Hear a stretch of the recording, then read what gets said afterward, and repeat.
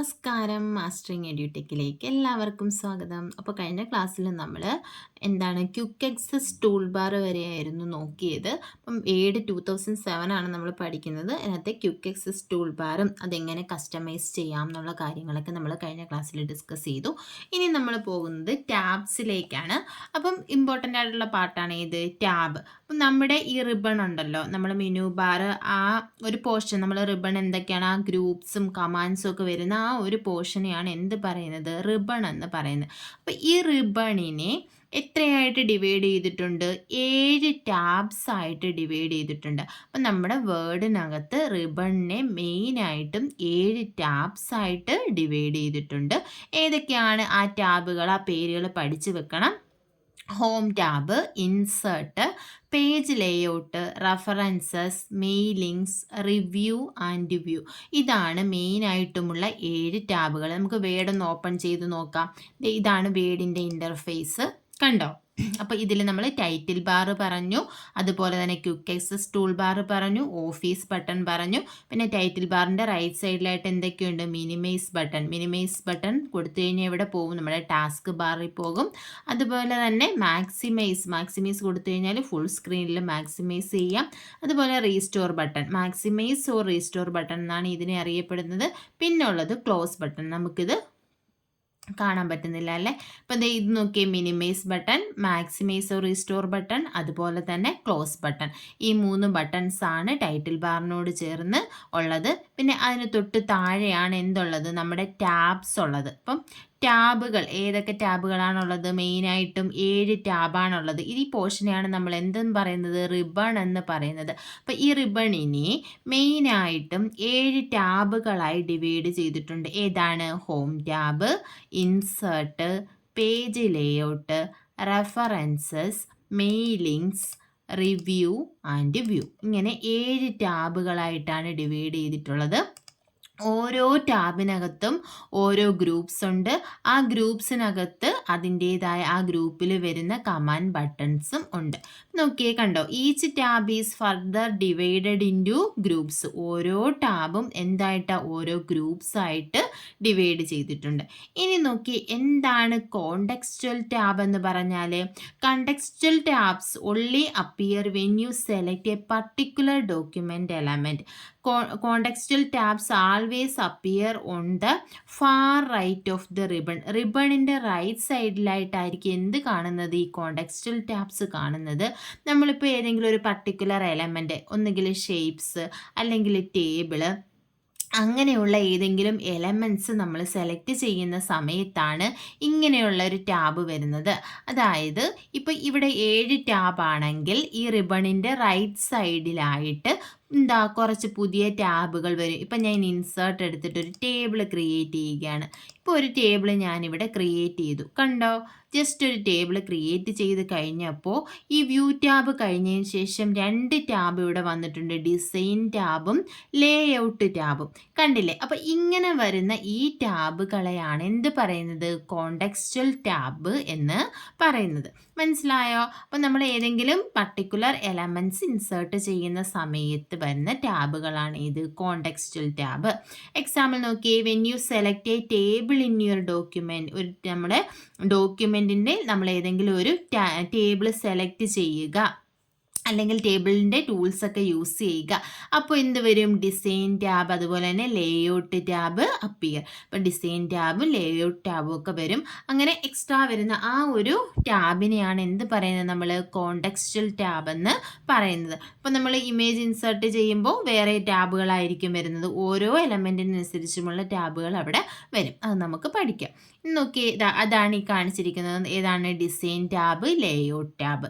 ഇനി എന്താണുള്ളത്? ഗ്രൂപ്പ് എന്താണ്? Each tab is divided into groups and that contain the command buttons.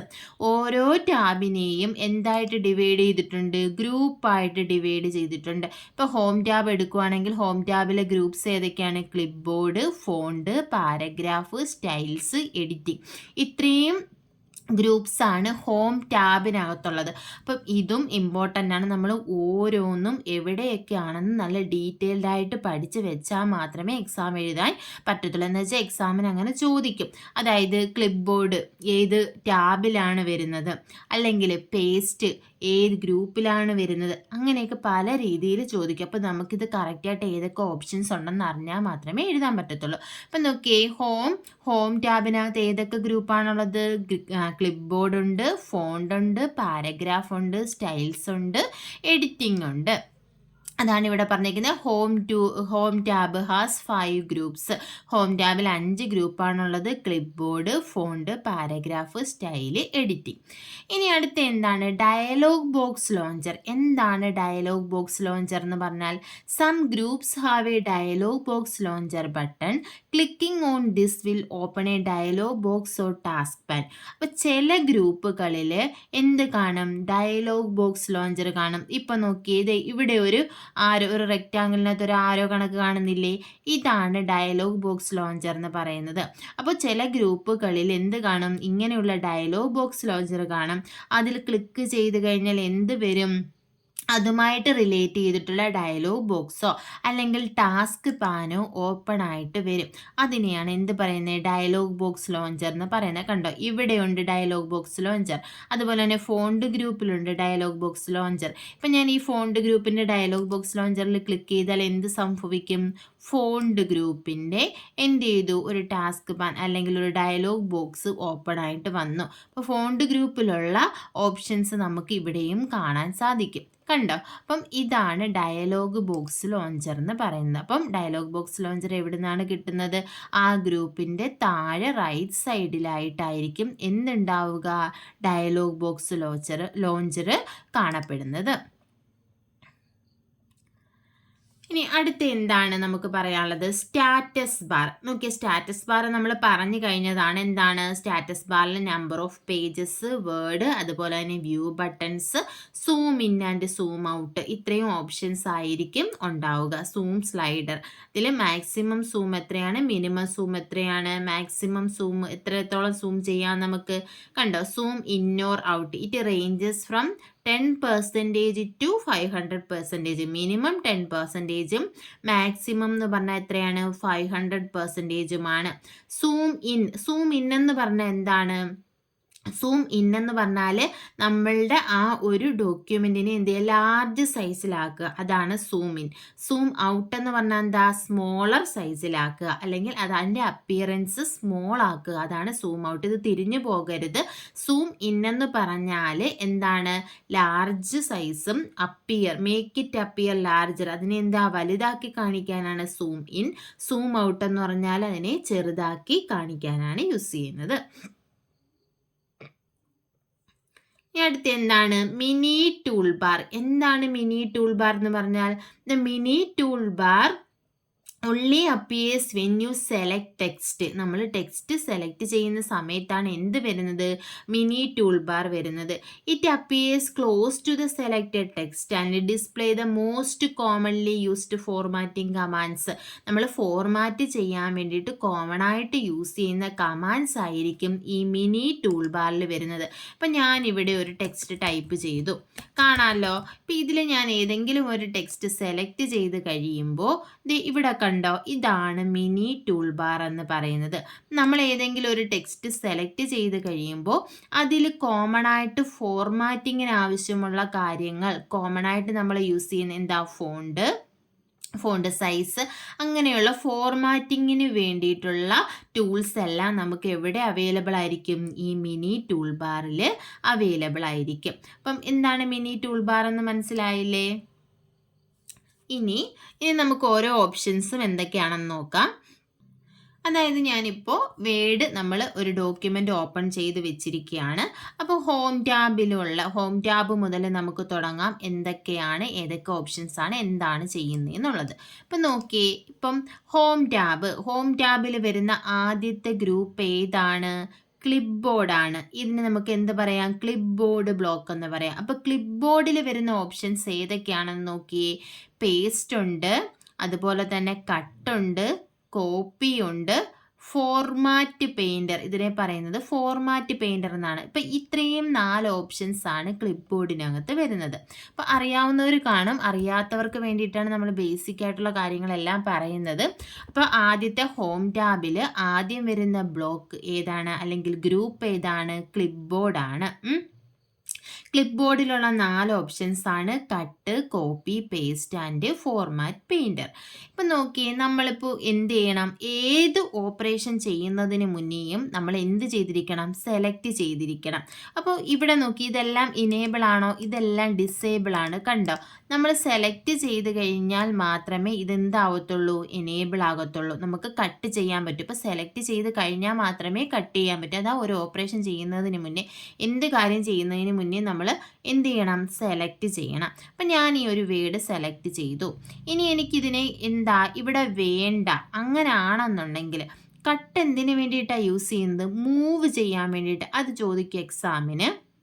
നമുക്ക് ഏതെങ്കിലും ഒരു ടെക്സ്റ്റിനെ ഒരിടത്ത് നിന്ന് മറ്റൊരിടത്തേക്ക് മൂവ് ചെയ്യാൻ വേണ്ടി യൂസ് ചെയ്യുന്ന ഓപ്ഷൻ ഏതാണ്?